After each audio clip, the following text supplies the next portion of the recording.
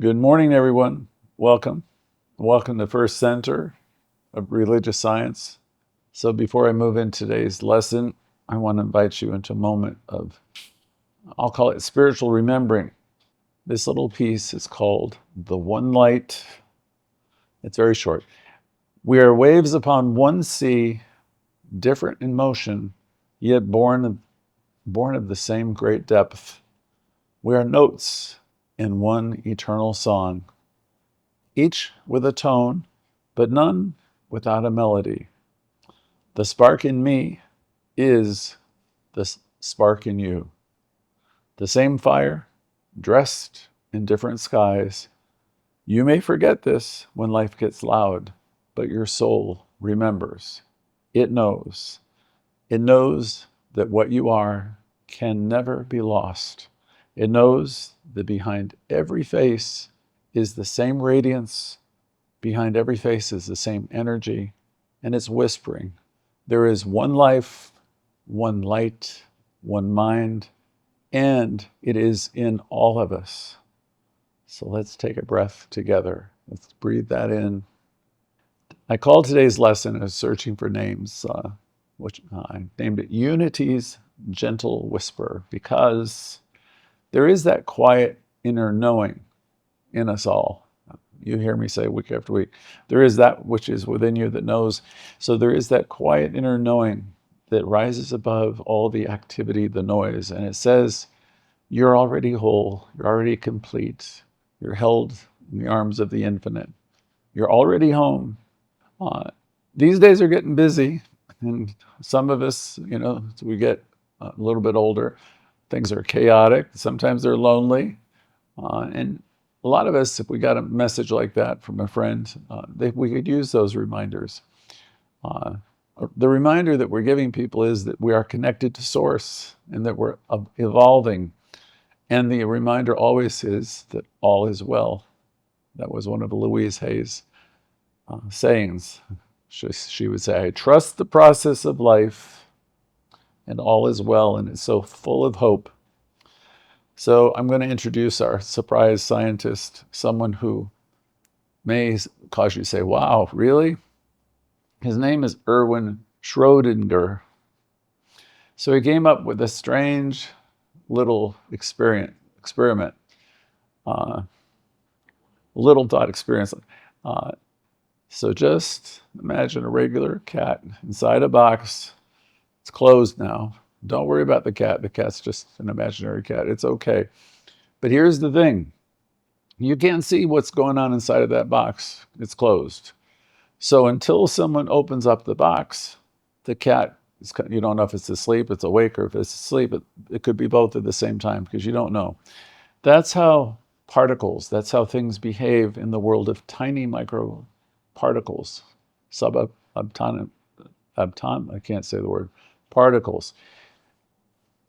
All of these things, these particles exist as multiple possibilities at once until someone observes them. So everything exists in the world as endless possibilities until there's an observation, until there's a focus. So let's bring that strange little science idea back to us. What does Schrodinger's cat have to do with our lives? Well, here it is for you. Until you look at something, whether it's your future or your relationship, or until you look at that, your relationship, your future, your health, your worries, any of these things can go in many different directions because you live in a world of infinite possibilities. Nothing is fixed. You think your life is set, but it isn't really. It's not locked in. You might think everything's already settled in your life, but that's not true. And the act of looking, the act of focusing with love, with faith, with intention, actually helps shape and direct the outcome. Now, that's an astounding realization. For many of us, especially as we get older, when life can feel spread out, your kids might be far away now. Our bodies don't work exactly the same way as they used to. The news never stops spinning day after day. What's wonderful is our teaching whispers something more powerful than all of that. Our teaching whispers that we are interconnected. We're not alone in any way. It teaches us that we're connected and part of something vast and something incredible and something beautiful, and that you belong to it, that you are an individualization of this one mind. Think about it. Have you ever had one of those moments where you might think of someone or something, and then out of the blue, they text you, or you run into them the next day or the next week, or somehow they just appear, or they show up shortly thereafter? Or you might be by yourself whispering, oh my goodness, I need help with something. And then, somewhat mysteriously, the right person, the perfect person shows up without you even asking. Or maybe, and here's another example, you're running late, if you can imagine, and somehow, as you're going to the building, you're going to your appointment, the elevator is waiting open for you, or the green lights are flashing on the road, or the parking spot that opens up exactly when you need it. You see, that's not just luck. That's not just random either. That's the one mind, the one energy in motion. So let's bring that home. This is a new thought center. We understand that our thoughts are creative and very powerful. We understand something else also. We understand that we're people. We're human beings. By definition, we're going to make mistakes while we're learning and growing. We're in a process of learning and growing, evolving, evoluting along. And here's something else that is equally true. We're natural label makers. So you might be wondering, what does he mean by that? Well, we have a tendency to assess things and judge things based upon the information we have, based upon the learning that we've been exposed to. And we try to describe things, and we do that through our own filters, through the way we were raised, our belief system. And nobody's to blame for this. It starts very early. You've heard me talk about it in different ways throughout the years I've been here. We were raised by people who loved us for the most part, people who meant well for the most part also. Louise Hay would say everyone was doing the best they could with what they had, and I believe that's true. Mothers might have been teaching good girls don't do this, or they do this, or good boys don't do this, or they do that. Boys don't act this way, girls don't act, I'm sure you've heard some of it. Or maybe there were teachers who would say, you got to get this right, this has to be accurate, this has to be perfect. Or worse, they'll be telling you, you can't do this, you can't do that. So these are parts that, we get encoded with all these messages. And people are suggesting we might act like somebody else. And as all this is happening, we have patterns that get developed. Lots of patterns, lots of underlying beliefs. Quiet rules, maybe. I know there are rules for my sisters that were different than the rules for me. Some of the rules become treasures. Sometimes there was a hug that whispered, I love you no matter what. Or maybe you got something from someone said, go for it, chase your dreams. We've had our supporters. We've also had our detractors. We've had other messages that could make us judge ourselves too harshly, could make us feel like we've got to do more and more to be worthy. The beliefs that whispered that we're too much or that we're not enough. And whatever it is, whatever messages came through, whether right or whether wrong, we internalized the messages. And then we passed them on, sometimes without meaning, to our friends, our family members. So it's kind of a distortion, these belief systems. I've talked before about the 4 agreements, where they say smoke gets in the way of the light because you exist as a being of light. It's a distortion that stops us from seeing things as they truly are. And when we have all these underlying things going on, beliefs, distortions, then we're not really seeing the world the way it is. We're not seeing the perfection. We're not seeing how wonderful it is. We're not seeing things as a new thought student. Because new thought students are here to see the good, the God. It's like the mystical approach to life. We're here to know that God is in all of it. Because we have all these filters. in these underlying beliefs. We turn on the news and we think, oh my God, it's like with the world, why can't they just stop this? Why can't they get it together? Or we turn within and we ask ourselves, why can't I get it together? Why can't I stop this or stop that? We hear a voice in our head that says, you should have done more, or you're behind, you're not okay. So you might think that there's something wrong with you or something's missing. Today we're on our devices, scrolling on TikTok or Facebook or Instagram. We might scroll through someone else's photos and you find yourself comparing yourself to them. They look happy. You don't feel happy. They look really happy. They look successful. And then you feel something tighten inside of you. Or when you hear about someone's success, maybe we don't really like the fact that they seem happy or successful or exuberant. And then you might feel disappointed because you're viewing other people that way. And here's the thing that's interesting. All of this is human because you've got all those internal filters and people project a lot.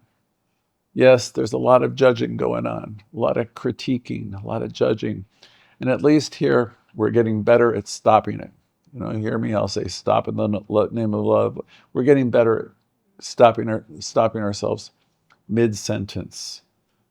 Your life is really about you. It's much better to think of it that way. So we do our work in mind. We do our work within our hearts and our minds and our thoughts. And we're getting better at it. I listen to the comments. People are growing, they're evolving. So we stop ourselves. We pay attention to our internal dialogues, and we elevate our consciousness, and we release all that other stuff. Life gives us what we are prepared to see. So if you're lifting your sights, as Emerson talked about, hitch your wagon to the higher idea. If you're prepared to see the higher idea, that's what you're going to see. So life reflects the tone of our thinking. Life reflects the atmosphere of our expectations and the feeling behind our beliefs. When your thoughts are filled with fear, resentment, anger, life can start to echo that back like you're standing in a canyon that only knows how to repeat what it hears from you. But when your thoughts are centered and they're hopeful and they're positive, when your heart leans towards healing, peace, harmony, life begins to respond. You're sending out signals into the one mind, just like a ripple on still water. And the universe quietly begins arranging things for you to match the signal. Things may not come to you instantly, but they come to you faithfully. Your thoughts matter, your prayers matter, your inner atmosphere is creative. Every moment is a chance to choose again. Ernest Holmes invites us to treat your life like a garden, weed out any of the negative stuff, and plant seeds of happiness, and then watch them bloom. And he reminds us in one of his most beautiful lines, the thing you are looking for is the thing that's looking through you. It's not far away. It's right here. It's living, it's breathing, and it's seeing the world through your own very eyes. It's the pulse of life itself whispering within you, I'm with you. I am in you, and I'm for you. That presence that's with you, that creative intelligence is what every teaching here points toward. It's the power we awaken through affirmative living, through affirmative prayer. When we choose love over fear, when we choose faith over worry, when we choose possibility, all that shifts together. So let's feel that shift. Say with me, I release the old labels, the criticism. I release it all. I'm one with a hopeful, evolving love. I release the labels and I'm one with the one. I'm one with a hopeful, evolving love. Can you feel a sense of that? Because that's your spirit saying yes to you. And here's from one more from Ernest Holmes. He says, I am surrounded by love, for love is all there is. I am surrounded by love, for love is all there is. These aren't just pretty words. They're gentle, powerful. I'll call them activators. Louise Hay, she practiced affirmative living every day. She turned self-criticism into self-compassion and ordinary thoughts into healing energy. When she said, all is well, and she went on to say, everything is working out for my highest good, and out of whatever experience that she said, only good will come. And I am safe. Louise went on to say, I love the world the way it is. She knew there was nothing that she needed to fix because it was all good and it was all spirit unfolding, hopefully perfectly. I'm in the right place at the right time, doing the right thing. In her spirit, let's pause for a moment. In her words, deep at the center of our being, there is an infinite well of love. That well of love is your guide. It's full of hope. It's full of positive expectancy. Louise would say, imagine hugging your inner child and telling them you're safe. And life's adventures are full of good surprises. That would be a wonderful affirmation to tell yourself you're safe and life's adventures are full of good surprises. Her affirmations align perfectly with Ernest Holmes' principles, reminding us in our community that love heals everything. This oneness echoes everywhere. So let's get inspired. From the scriptures, here's one you'll know. There is one body and one spirit, one God and Father, Mother of us all. One God who is over all and through all and in all. And you may remember from Judaism, hear, O Israel, the Lord our God, the Lord is one. And we can move to Rumi. You've heard this one before. You're not a drop in the ocean. You are the entire ocean in a drop. And from Buddhism, all beings, everyone shares the Buddha nature, that hopeful spark. And from the Upanishads, if I can pronounce it, Tat Tam Asi means you are that full of infinite hope. So you're the thing, and you're full of infinite hope. And from the great Gandhi, I believe in the absolute oneness of God and therefore also of humanity. And he went on to say, we have but one soul, one energy. And from our own Native American wisdom, we are all related, every last one of us. That's a simple reminder that excites the soul with this whole notion of connection based upon truth. These voices complement Ernest Holmes' vision, and they enrich our Sunday explorations. So what if today you could imagine yourself seeing that annoying neighbor, friend, family member? What if you could see them not as difficult? What if today you could see them as a fellow wave in this great ocean of spirit?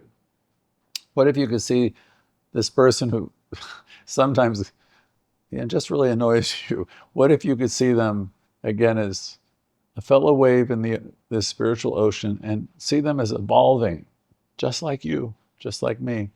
How hopeful would that feel if you could? Or imagine yourself turning a boring chore, something you don't like. Maybe it's ironing or folding laundry. Imagine turning whatever chore it is that you find not fun. Imagine yourself turning it into a meditation on love and unity. Each time you fold the clothes, it's a reminder of life's hopeful weave. In everyday living, everyday life, think of that whole entanglement like best friends who finish each other's sentences, no matter if they're miles apart. Ernest Holmes would say, that's the law. It's about hopeful connections. It's the core of science of mind, affirmative prayer. The Fillmores of Unity would say, God is principle, and it's love and wisdom. Emma Curtis Hopkins would say, there is good for me, and I ought to have it. And that's hope in action. I have a story from years ago. There's a woman who came to our meetings, our gatherings. I'm going to call her Diane. She joined our gatherings, can't remember a little bit after COVID. Her husband had passed away not long before, and her world had gone very quiet. Again, it was after COVID. And one afternoon, I was having a conversation with her, and she said, Reverend Greg, she said, I think I'm done with romance. I think I'm done with men. I'm done with relationships. And she exclaimed, that part of my life is over. And she didn't really realize that she was still grieving.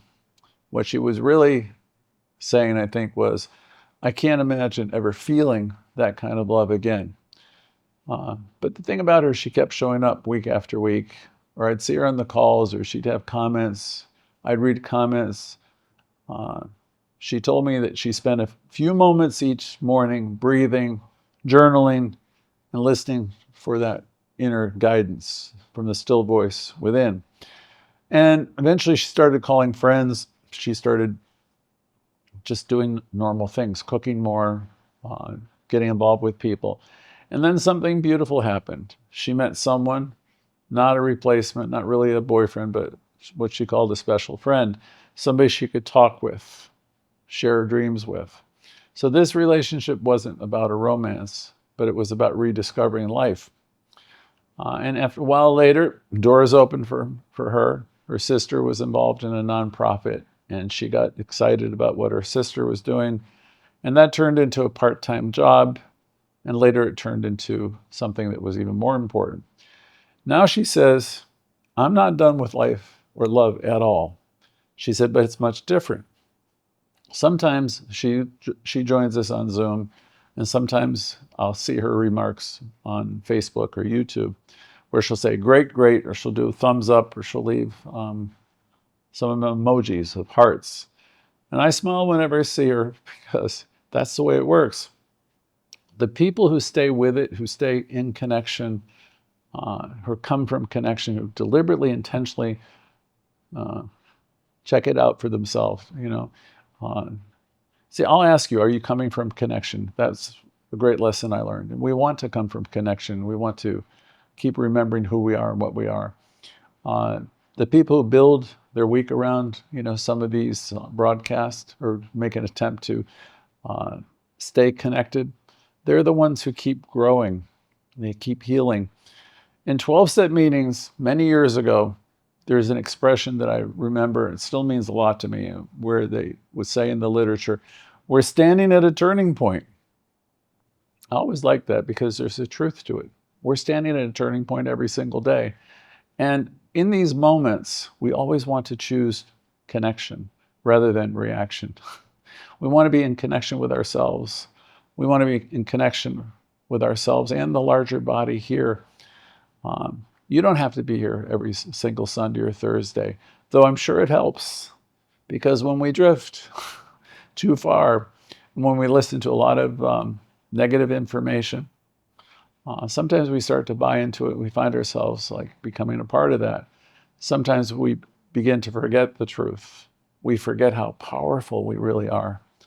But when we stay close, even just by tuning in or watching or sharing or meditating, with the group, or you can do it alone as well, Spirit then has room to move through you. But if you're all caught up in a bunch of negativity, it's tough. So that's the beauty of affirmative living. That's one of the benefits from staying a part of what we do here. It's not rigid. It's not rigid in any way. We love seeing you show up. But really the most important thing is if you do this for yourself, because as you stay connected, Spirit will continue to unfold. And the more you say yes to it, the more you're inviting it in. So these real life examples show how Ernest Holmes and Louise Hay's principles transform lives. And they have right here in our community for years. For our guided little process today, I would like you to close your eyes for a moment. Take another breath. We'll use the Louise open again. Deep at the center of your being, this infinite well, I'd like you to see it bubbling with hope. And breathe in, I'm one with it all. And exhale, I release everything. I'm one with it all, and I release every judgment. Notice the old programs and beliefs drifting away like autumn leaves, and affirm, Life is evolving in divine order. Sense your connection. Feel your connection with Source. Feel your connection like warm hugs from the universe. Feel your connection with the people around you, the people you know, your connection with this group. And guidance whispers hope. Stay here for a moment, soak it in, then gently open your eyes, hopeful, aware, renewed.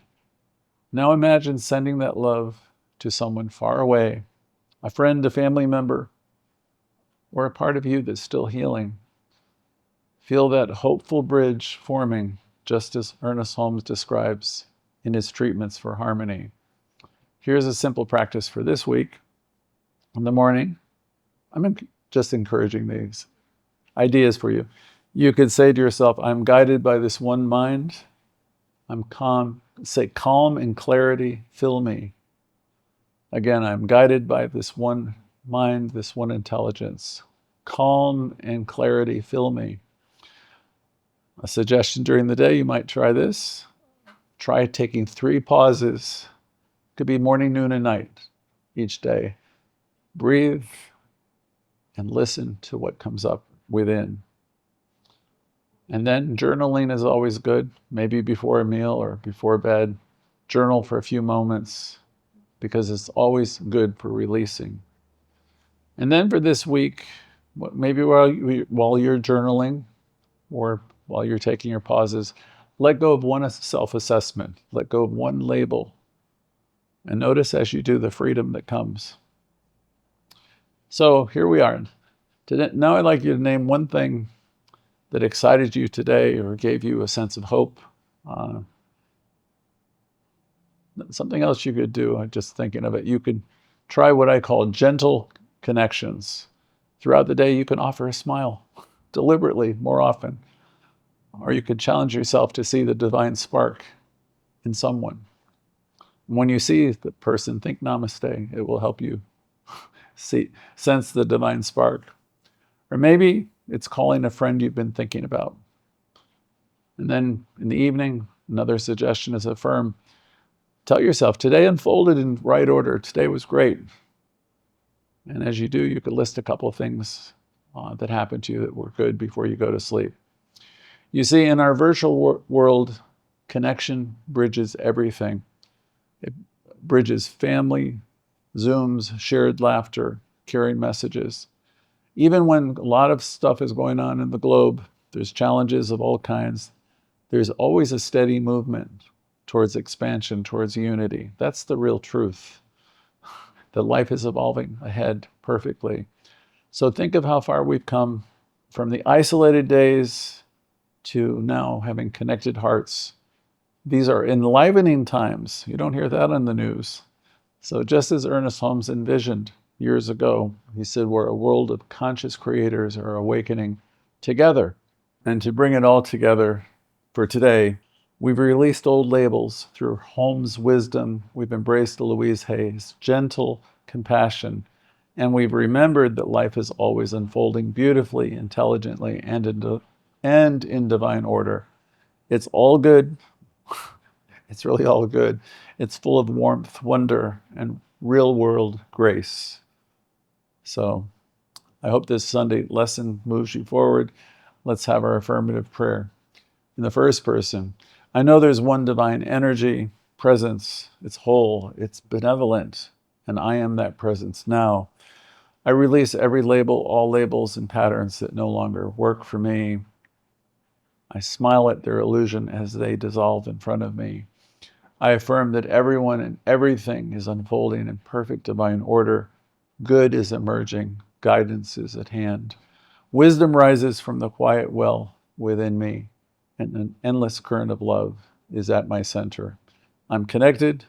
I'm entangled in the one mind, expressing love in action through every breath, every thought, every single connection. Life unfolds gracefully for me and for all. I am safe, I'm loved, I'm whole. Grateful beyond words, I release this prayer into the law, knowing it is already so, and so it is. So thank you all for being here. I want to welcome all of the people who are new and all that you do. We get all of your remarks, your compliments. All of you are part of something vast and kind, and your presence walks with you.